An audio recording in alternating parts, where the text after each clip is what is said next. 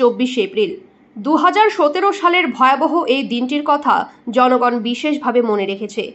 আজকের এই দিনটিতেই শহীদ হয়েছিলেন করিমপুরবাসীর গর্ব অরূপ কর্মকার।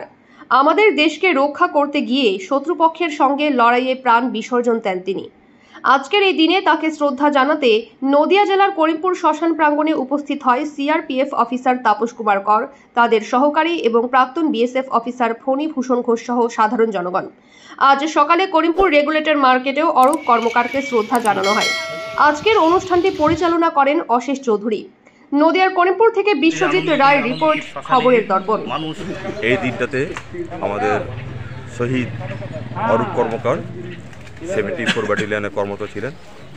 2014 সালে সিআরপিএফে জয়েন করেন এবং খুবই কম সময়ের মধ্যে 2024-4-2017-তে নকশালদের সাথে লড়াইতে আজকের দিনটাতেই শহীদ হয়ে গেছে।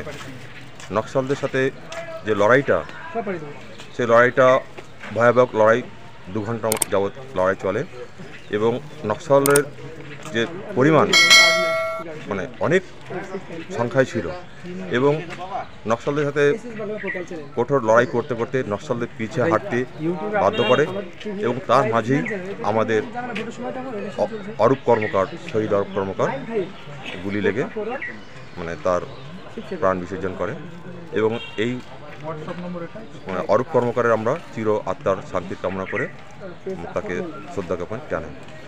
আপনার পরিচয়? আমার পরিচয় ইন্সপেক্টর তাপস কুমার কর, সিআরপিএফ 160 ব্যাটালিয়ন।